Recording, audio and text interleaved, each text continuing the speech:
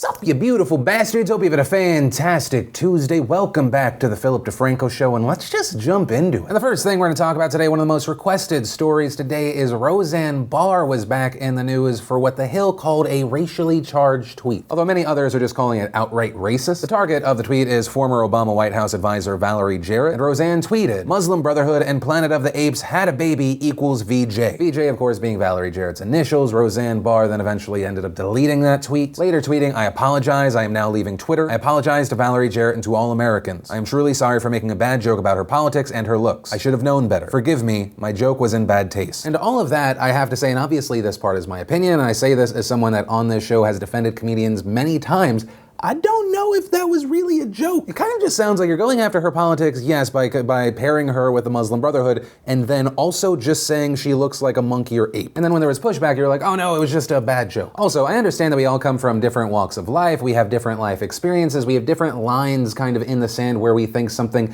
is racist, but usually I feel like it's almost a universal. Calling a black person or a person with dark skin monkey or ape or referring to them as one in a roundabout way, pretty racist. And you can't really even argue, or at least successfully argue outside of your own echo chamber, that she wasn't using that as a way to reference how she looked, because even in her apology, she references that she was taking aim at her looks. But to jump from my opinion back to the story, of course, now you're seeing a lot of people calling on ABC to get Roseanne off the air. Many pointing out that Disney owns ABC and ESPN, and that's notable because ESPN, you might remember we even covered the story, suspended Jemele Hill. This because she was speaking out against the president, called him a white supremacist. And so you have many people saying that if ABC, or more importantly Disney here, do not take action against Roseanne, that is proof of a double standard. Especially since some argue with Roseanne and we see a pattern of behavior. Many people pointing to a past moment where Roseanne called Susan Rice a man with big swinging 8 balls. And actually, wow, last second update to this story, Roseanne has now been canceled. ABC Entertainment President Channing Dungey saying, "Roseanne's Twitter statement is abhorrent, repugnant, and inconsistent with our values, and we have decided to cancel her show." And along with that, we also saw executive producer and co-star Sarah Gilbert tweeting about the situation, denouncing Roseanne's comments and saying they do not reflect the beliefs of our cast and crew or anyone associated with our show. "I am disappointed in her actions, to say the least." And adding, "This is incredibly sad and difficult for all of us, as we've created a show that we believe in, are proud of, and that audiences love. One that is separate and apart from the opinions and words of one cast member." And actually now an even more recent update, reportedly Roseanne Barr has now been dropped as a client by ICM Partners. But with all of that said, I do want to pass the question off to you. What is your takeaway from this situation? Did you see this as a bad joke that didn't land, or is this just an example of racism? Also, do you think the show should have been canceled, yes or no? And I'm really interested on your opinion there, because I've seen a variety of arguments regarding yes or no. A lot of people saying, of course, they had to cancel it. If they did not cancel the show or do something with Roseanne, it would just seem like they were co-signing that behavior. But you also have others arguing that it's not a great trend for people to lose their jobs based off of things that they say. And if there is public pushback, let the audience decide if they want to continue watching the show or not. So yeah, let me know where you land on this in those comments down below. And then let's talk about video games is serious business news, because today we learned that PUBG Corp, the studio behind PUBG, is suing Epic Games, the developer behind Fortnite. The lawsuit claiming copyright infringement, specifically that Fortnite's Battle Royale mode copies PUBG's interface and in-game items. And even though we're just learning about this today, reportedly the lawsuit was filed back in January. And it's also not even a huge surprise that this lawsuit is happening. Back in 2017, Bluehole, which is the parent company for PUBG Corp, called out Epic Games, pointing out the similarities between the games, saying that they might have to take legal action. And so today we're learning that they moved on that. And the whole situation here is fascinating to me. Despite there being different maps, different weapons, different art styles, building in Fortnite, the games are ultimately similar at their core. Epic Games has even said that Fortnite Battle Royale was inspired by not only PUBG, but by its predecessor H1Z1 King of the Kill, which was made by the same lead designer as PUBG. But you have people pointing out that even PUBG is based on an Arma mod, so are they essentially through this trying to say they own this game mode? And all the while, and this is kind of funny, PUBG runs on the Unreal Game Engine, which is developed by Epic Games. Also, an important thing to note here is with this situation, you're dealing with 2 courts. The actual court's the legal situation, and we'll see what happens there with the copyright situation. But potentially the more important court here is the court of public opinion, because if you look online, people are not happy with PUBG. You have people saying it's disgusting that you have this company seemingly trying to own a genre, many calling it a petty and desperate move to combat Fortnite's takeover of the space. And it will be interesting to see in the coming weeks, the coming months, if this legal move pushes people that were sticking with PUBG away. And it really wouldn't be surprising to me if that's what we see take place. And as of right now, I see nothing slowing down Fortnite. You've got fantastic, professional, but also at the same time exciting getting faces at the forefront like Ninja, a guy who, and he really should get more credit for this because you don't always see a lot of the people at the top kind of bring people up with them, but promotes other streamers. It's great for him, it's great for Twitch, it's great for Fortnite. Then on top of that, we've seen the rise of weekly tournaments from third parties, and that was before Epic Games announced that they're putting $100 million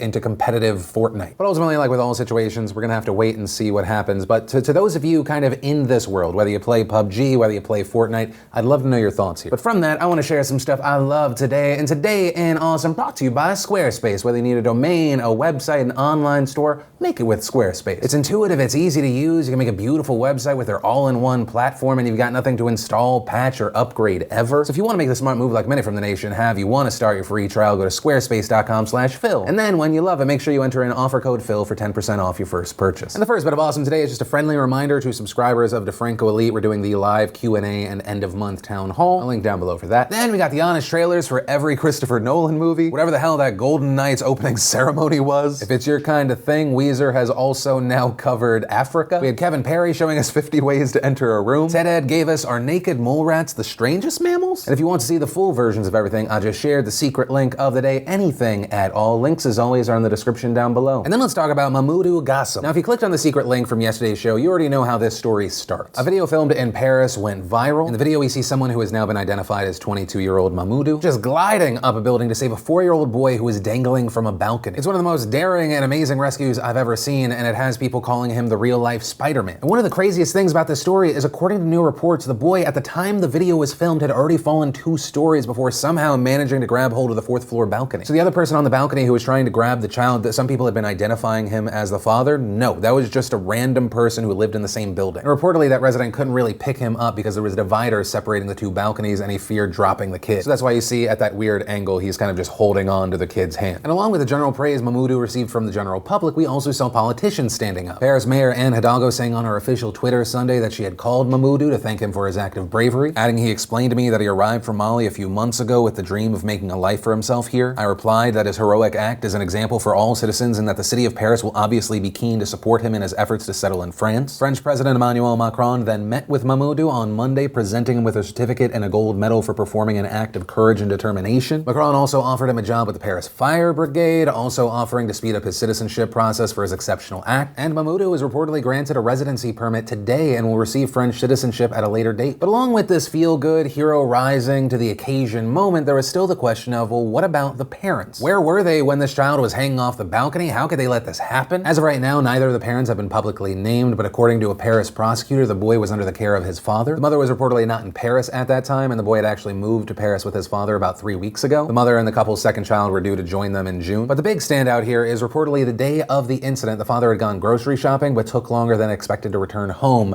where he left his 4-year-old. And according to the prosecutor, he took a long time to return home because he had decided to play the smartphone game Pokemon Go when he left the store. He is devastated because he realizes what he did and the tragic consequences that it could have led to. And I don't even know how to respond to that level of stupid. Rather than taking your 4-year-old to the store with you, you left that child at home alone in an apartment with a balcony that you did not secure for an even longer, a more extended period of time because you wanted to catch them all. I want to slap whoever this man is in his dumb face. But actually, as far as real-world punishment, the father was taken into custody on Sunday. Authorities have reportedly charged him with failure to meet parental obligations. And that's potentially a big deal because that charge against him reportedly carries a sentence of up to 2 years in prison. That said, he was released after questioning and he is pending a trial scheduled for September. And as of right now, as far as the status of the boy, reportedly he is okay. At the time of the incident, the child was bleeding from his toe and had a torn nail, but he has not really suffered any other injuries. But there is also conflicting information as far as where he is right now. Most places are reporting that he was taken by the French authorities, but the Telegraph is reporting that he was then given back to the father. But for now, that is where this crazy story is, and it'll be interesting to see what happens next. And I guess the final note I want to hit on is Mamoudou is our BAMF of the day, and the father here is our D-bag of the day. The question I want to pass off to you with this story is what punishment, if any,